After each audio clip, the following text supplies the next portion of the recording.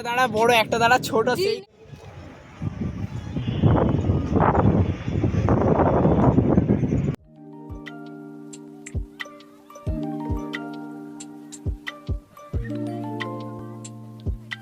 So hello everyone, welcome to my another vlog. তো এটা ছিল আমাদের পুরী ডায়েরির লাস্ট ভিডিও। তো এই দিনটা আমাদের সকলেরই খুব মনটা মানে এত খারাপ ছিল, তোমাদেরকে কি বলবো। কারণ সবাই বলছিলাম যে এই কদিন আগে প্ল্যান করলাম, টিকিট কাটলাম, এর মধ্যে ঘুরে গিয়ে আবার বাড়িও চলে যাচ্ছি। তো যাই হোক, এই দিনটা কিভাবে আনন্দ করলাম সেটাই তোমাদের সাথে শেয়ার করছি। আর এই ভিউটা ছিল আমাদের মানে একদম যে হোটেলে ছিলাম সেই ছাদ থেকে পুরো ভিউটা পেয়েছি। তো আমরা টিফিন করে মানে সকাল সকাল স্নান করতে নেমে গেছিলাম, কারণ আজকেই লাস্ট, তো ভালোভাবে অনেকক্ষণ ধরে স্নান করে নেবো।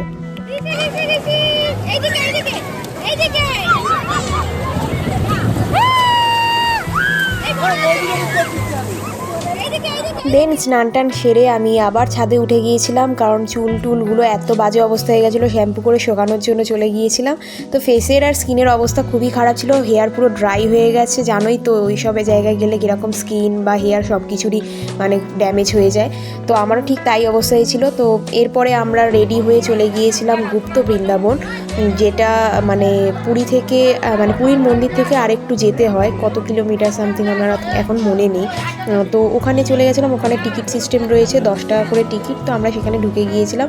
ওখানে অনেক কিছু দেখার মতো রয়েছে, কিন্তু আমরা যেহেতু একটু দেরি করে ঢুকে পড়েছিলাম, মানে দেখতেই পাচ্ছ একটু অন্ধকার হয়ে গেছে।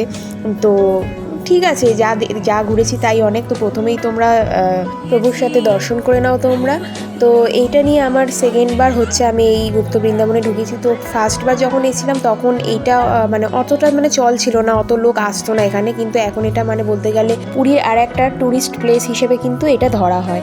মানে একটা ছোট জায়গার মধ্যে যে এত সুন্দরভাবে ওরা সাজিয়ে গুছিয়ে একটা মানে গুপ্ত বৃন্দাবন যে নাম দিয়েছে, সত্যি কিন্তু এটা গুপ্ত বৃন্দাবন মানে হিসেবেই কিন্তু নামটা মানিয়েছে। কারণ এত ছোট জায়গার মধ্যে যে এত সুন্দর একটা জায়গা হতে পারে সেটা তোমরা না গেলে বুঝতে পারবে না। দেন আমরা আর একটা জায়গায় ভিজিট করতে যাচ্ছি, সেটাও কিন্তু খুবই সুন্দর একটা ভালো জায়গা। তার সঙ্গে তোমাদের সাথে একটা জিনিস শেয়ার করে দিচ্ছি, তোমরা যদি এই জায়গাটা ভিজিট করতে যদিই চাও, তাহলে মোস্ট তোমরা কিন্তু যখন ওই সূর্য ডোবে ওই সময় যাবে, নাহলে সূর্য যখন ওঠে সেই সময় যাবে।